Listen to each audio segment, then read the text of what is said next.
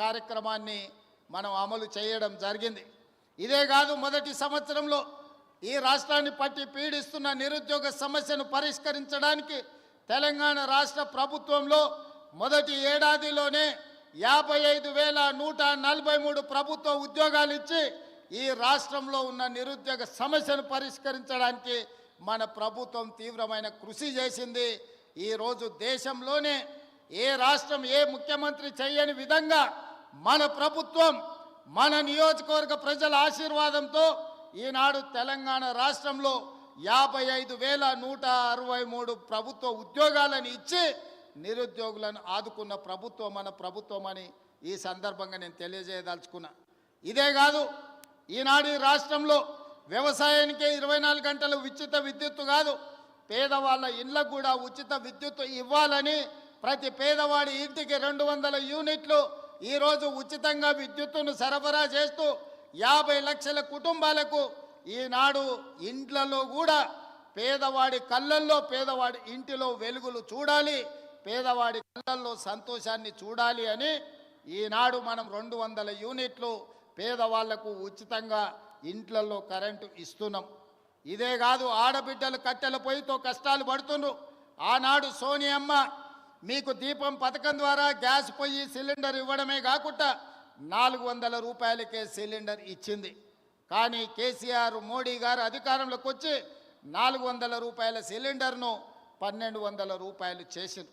అందుకే 1200 రూపాయలతోనే ఆడబిడ్డలు కష్టపడుతున్నారని ఆలోచన చేసి మనం 500 రూపాయలకే సిలిండర్ ఇవ్వాలని ఈనాడు తెలంగాణ రాష్ట్రంలో 50 లక్షల కుటుంబాలకు ఆడబిడ్డలకు 500 రూపాయలకే సిలిండర్ ఇవాళ ఆడబిడ్డలకు ఇస్తున్న రాష్ట్రం ఏదైనా ఉందంటే అది తెలంగాణ రాష్ట్రం అని చెప్పి ఈ సందర్భంగా నేను గర్వంగా చెప్పదలుచుకున్నా. ఇదే కాదు, ఆర్టీసీ బస్సుల్లో ఆడబిడ్డలకు ఉచిత ప్రయాణం. ఆనాడు అమ్మగారి ఇంటికి పోవాలన్నా ఏదైనా ఆలయాన్ని సందర్శించుకోవాలన్నా ఆర్టీసీలో ఆడబిడ్డలకు టికెట్ కొనాల్సిన పరిస్థితి. ఈనాడు ఆ పరిస్థితి నుంచి విముక్తి కలిగించి రాష్ట్రం నలుమూలల ఎక్కడి నుంచి ఎక్కడికైనా ఆడబిడ్డలు ప్రయాణం చేయదలుచుకుంటే ఆర్టీసీ బస్సులో ఉచితంగా ప్రయాణం చేయొచ్చు. ఆడబిడ్డ ఎక్కడైనా ఆర్టీసీ బస్సుకు చెయ్యి అడ్డం పెడితే ఆడబిడ్డను ఎక్కించుకొని వాళ్ళ ఇంటి దగ్గర దించే బాధ్యత ఈనాడు మన ప్రభుత్వం తీసుకున్నది. అందుకే ఈరోజు రాష్ట్రం నలుమూలల దాదాపుగా 120 కోట్ల మంది ఆడబిడ్డలు ఈ 13 నెలల ఆర్టీసీ బస్సుల్లో ఉచిత ప్రయాణం చేస్తే దాదాపుగా 4,000 కోట్ల రూపాయలు ఆర్టీసీ కార్పొరేషన్కు రాష్ట్ర ప్రభుత్వం చెల్లించడం జరిగింది.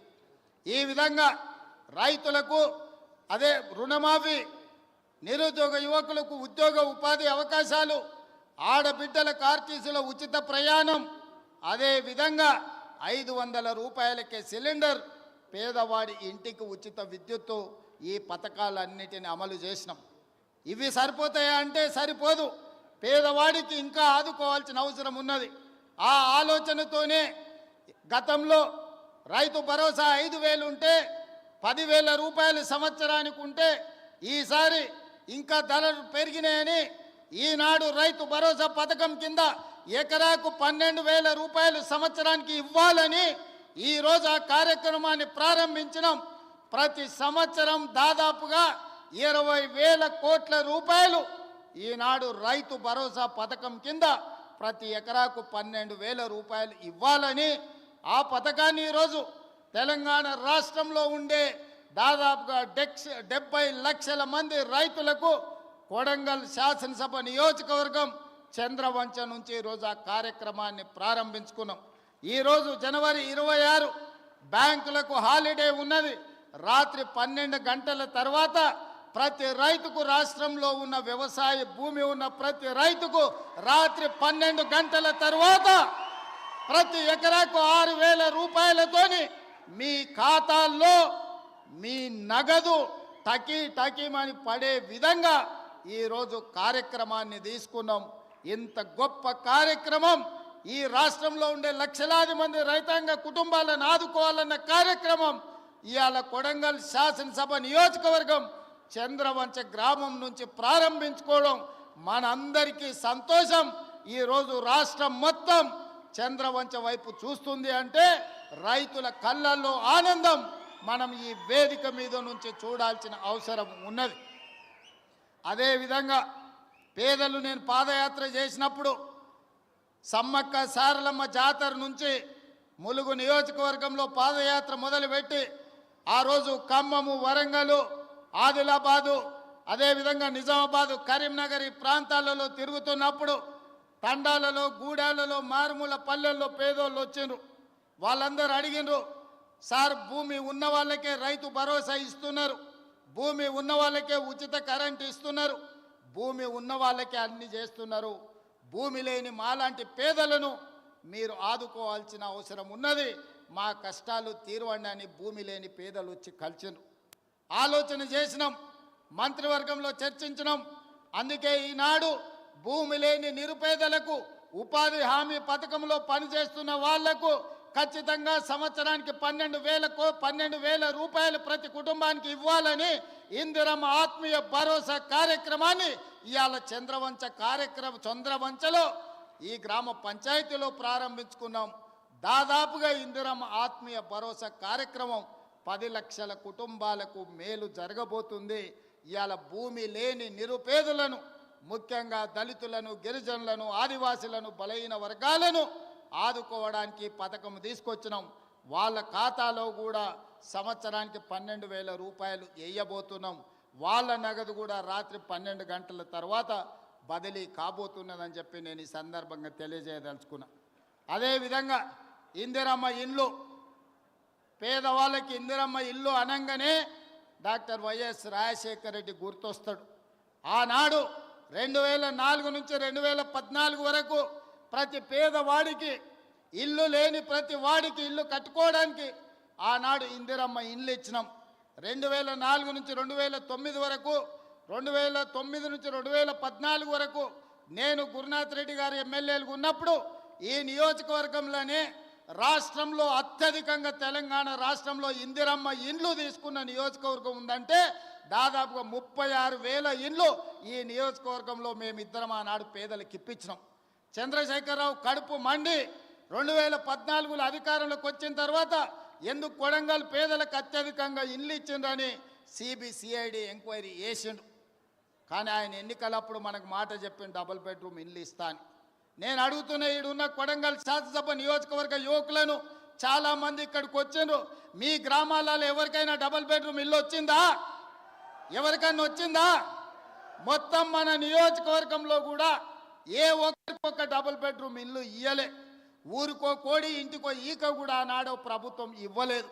కానీ ఈనాడు ఈరోజు ఈ వేదిక మీద నుంచి చంద్రవంచలో ఉన్న పేదవాళ్ళందరికీ ఇందిరమ్మ ఇల్లు ఇవ్వడమే కాకుండా ఈ శాసనసభ నియోజకవర్గంలో మార్చి 31 తారీఖు లోపల 3,500 ఇందిరమ్మ ఇల్లు పేదవాళ్లకు ప్రతి వాడికి 5 లక్షల రూపాయలు ఉచితంగా ఇందిరమ్మ ఇల్లు కట్టుకోవడానికి మనం రాబోయే 2.5 నెలల్లో కొడంగల్ శాసనసభ నియోజకవర్గంలో ఇండ్లు మనం ఇచ్చుకోబోతున్నాం. ఇవి సరిపోవు. ప్రతి సంవత్సరం సరాసరిగా 4,000 ఇండ్లన్నా ఇచ్చి రాబోయే 4 ఏళ్లలో 15 నుంచి 20,000 ఇందిరమ్మ ఇండ్లు కొడంగల్ శాసనసభ నియోజకవర్గంలో ఇచ్చి ప్రతి పేదవాడిని ఒక ఇంటి వాడిని చేసే బాధ్యత ఈరోజు నేను తీసుకుంటా మీ సోదరుడిగా. ఈరోజు మీరు అండగా నిలబడి మీరు ఆశీర్వదించి ఇక్కడ శాసనసభ్యుని చేస్తే తెలంగాణ రాష్ట్రానికి ముఖ్యమంత్రి అయినా మరి అలా నా బాధ్యత ఉంది. ఇక్కడున్న ప్రతి పేదవాడికి ఇందిరమ్మ ఇల్లు ఇవ్వాలి. రాబోయే 4 ఏళ్లలో 15,000 నుంచి 20,000 ఇండ్లు ఒక్క కొడంగల్ శాసనసభ నియోజకవర్గంలోనే ఇచ్చి ఇక్కడి పేదవాళ్ళను ఆదుకునే బాధ్యత నేను తీసుకుంటాను ఈ సందర్భంగా చెప్తున్నా. ఇవాళ రేషన్ కార్డులు ఎక్కడికి పోయినా పేదలు మాకు రేషన్ కార్డు లేదంటున్నారు.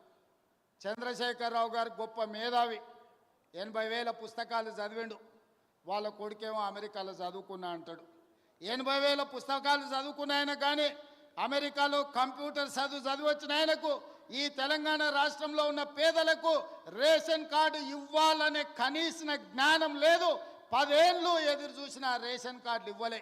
అందుకే ఇవాళ ప్రతి గ్రామంలో ఉన్న పేదవాడికి రాష్ట్రం మొత్తంలో 30-40 లక్షల కుటుంబాలకి ఇవాళ రేషన్ కార్డులు లేని ప్రతి వాళ్లకు రేషన్ కార్డు ఇవ్వాలని మన ప్రభుత్వం నిర్ణయం తీసుకున్నది.